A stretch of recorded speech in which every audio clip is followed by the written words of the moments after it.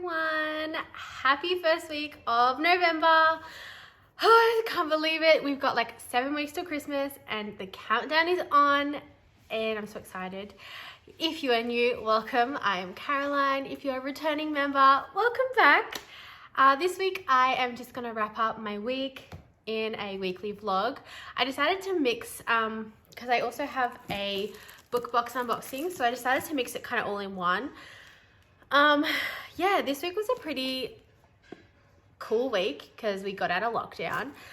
So I was able to actually go to Big W to buy books, which is amazing. I bought The Invisible Life of Addie LaRue, which I'm excited to read. I didn't actually realize it was so thick. It's fairly thick. If you guys saw in my reels, I did and on my TikTok, I did a quick little showsy, but I thought I'd just quickly show you as well. I got the second book in the Iron Face series. These are the special 10-year edition covers, so I really wanted to get those. I got Sorcery of Thorns because I've heard so many good things about this book and I've seen so much of it on Bookstagram.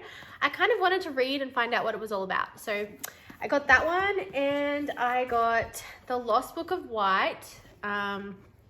I guess I need to collect all of them to kind of finish my Cassie Clare collection. So I got The Lost Book of White and the Red Scroll of Magic, which are the kind of, if those of you who don't know, Cassie Clare has her series, and then she kind of has these books which are kind of like fillers in between, but they're not really, they follow a storyline, but they don't at the same time. They're kind of more just about Magnus and Alec and their life story, so they're quite cute.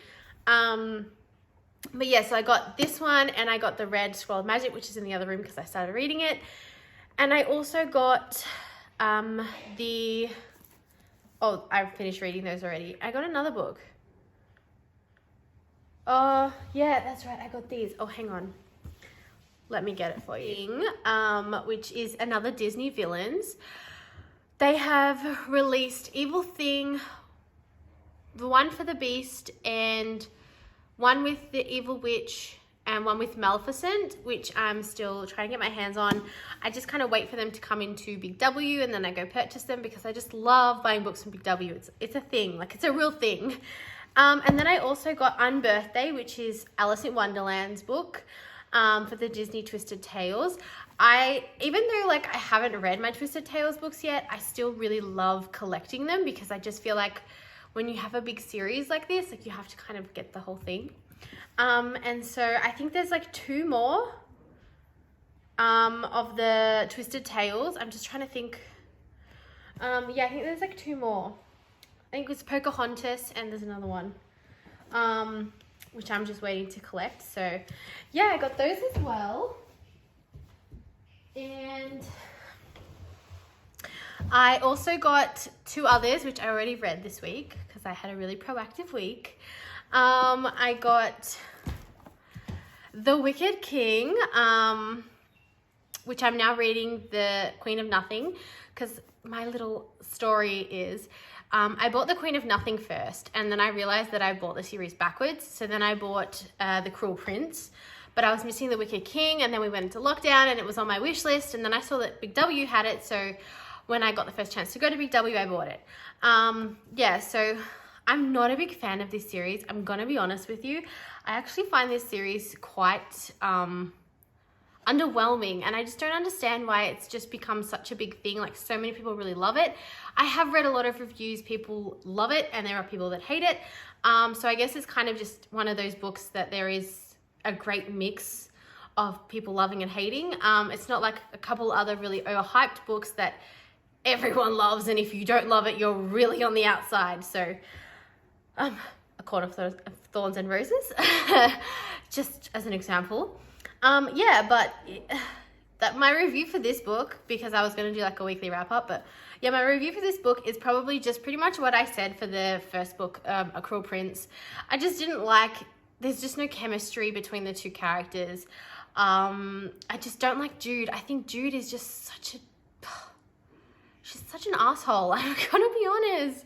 She's got no qualities that I find I really like and I really like am drawn to. Like, I think she's stubborn. I think she's bullheaded. She's not even like strong-willed in a good way. Like, she just thinks she knows everything, and it's just freaking annoying. Like, she's just freaking annoying.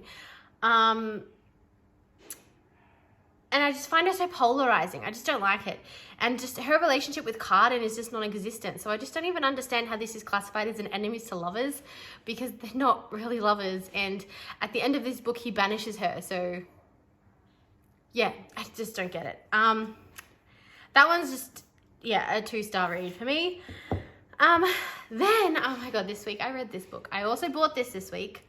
I read this book in a whole day. It is such an underrated book. I just don't understand why people are not talking more about this book. It is phenomenal. It's being made into a movie, thank the Lord. And it's fantastic. It is fantastic.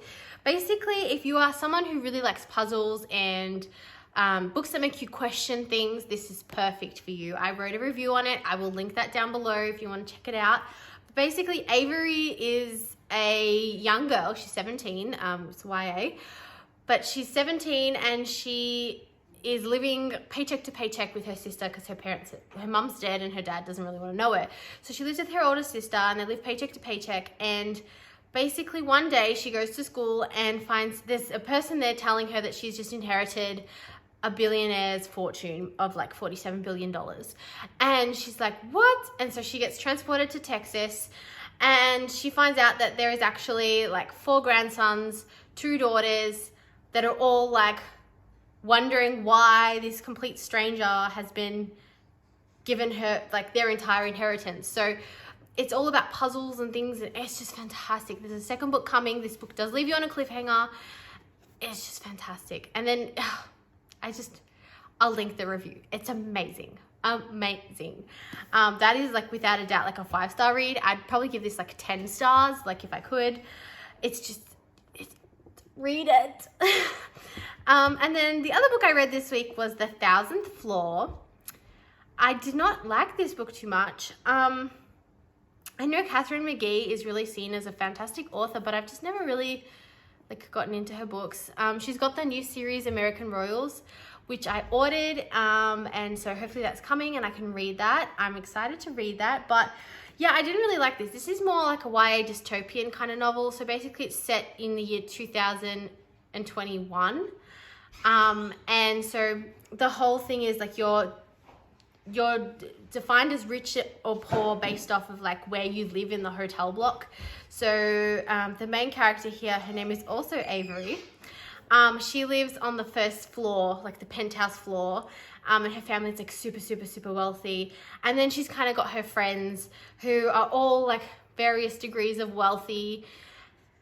And this book was confusing because every single chapter follows a different POV.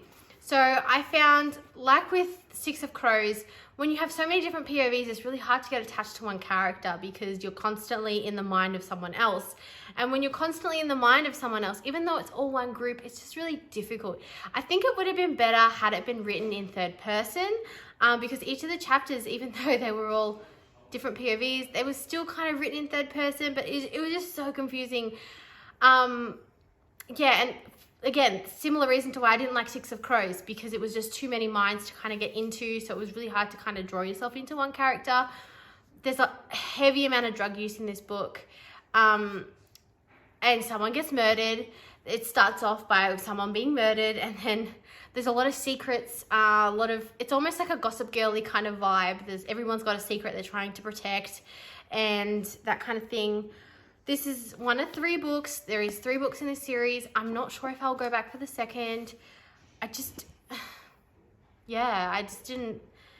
feel a connection with any of these characters. I thought they were all really shallow. I thought they were all, they all had basal line friendships. It wasn't anything deep and meaningful. I didn't like this book.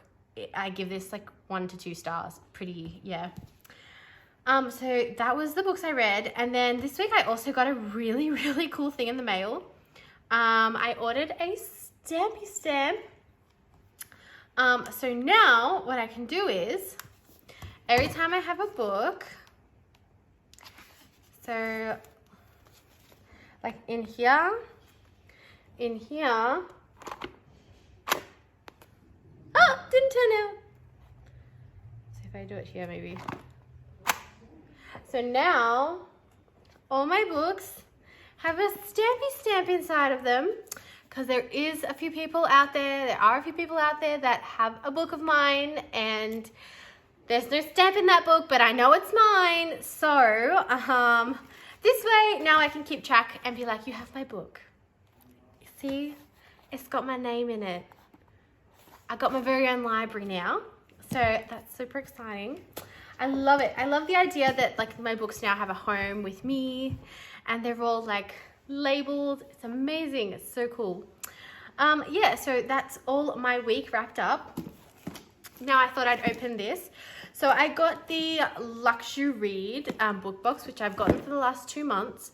This is the final box I'm getting with the Luxury Reads. I've not been impressed with these boxes, and I finally got taken off the wait list for Our Crate, so I'm super excited about that. I can't wait to get Our Crate in the mail. And I just feel like, yeah, I'm not excited with the book choices. I'm not excited with the prizes. It's a really expensive book box for what I get. And so, yeah, I requested to get a romance book box this month, but I'm not sure if I did, because some of the emails I got were really weird. So let's find out. But yeah, like altogether, I think it's really great because it's an Australian company, and I love supporting my local Australian companies, but I also feel like I shouldn't be like wasting my money on things that arrive that I'm not going to read. So there's so many books I want to read, and there's no point buying things I don't want to read. So that is my reasoning behind why I'm no longer buying luxury book boxes. But let's see what's inside. Cool. So we have this. I like the black. We have black tissue paper this time around. Last time we kind of had earth paper. Ooh! Hydrating Mist. Rose water, coconut water, and hibiscus. Wow, I really like this. It's Australian made too. Ooh. Very rosy. I like the idea of a hydrating mist though. Okay, that didn't work. And then we got the China Jasmine 1 tea bag.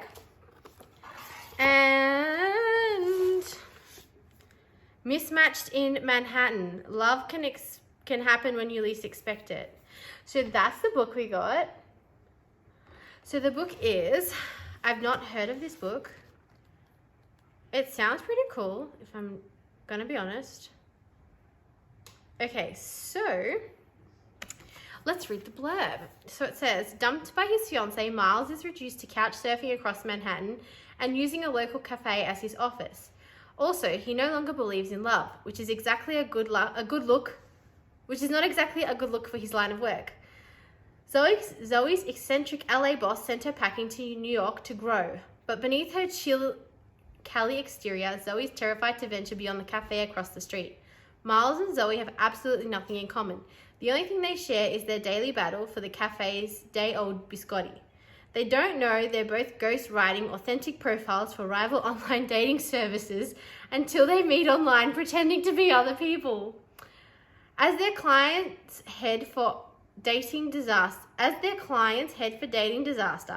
Miles and Zoe spend their virtual time falling for one another, but will their online connection turn into a perfect match when they realize who they are IRL? That sounds so cool. I love the idea. I love the cover too. I think the cover really drew me in straight away. I love the idea of this. This is fantastic. And I think this is like one book I actually will read. This is cool. This is such a unique idea too, like fantastic. I love this. Yeah, I love it. I'm really excited. I think this has got to be the best box yet, which is cool. And that is, oh my God, breaking everything. that is my week. Wrapped it up. Wow. I can't believe it. So now I am going to be making more Christmas, my theme more Christmassy. Christmas is my favorite time of the year, so I'm really excited for that, and I hope to see you all again in my next video as we lead up into Christmas, and hopefully I'll get some more books read and we can talk about some more things, and we'll do a come shop with me to a bookstore, or maybe Big W, seeing as how that seems to be my hangout, and I'll see you all guys then. So if you haven't already, don't forget to subscribe, and I'll see you all next time.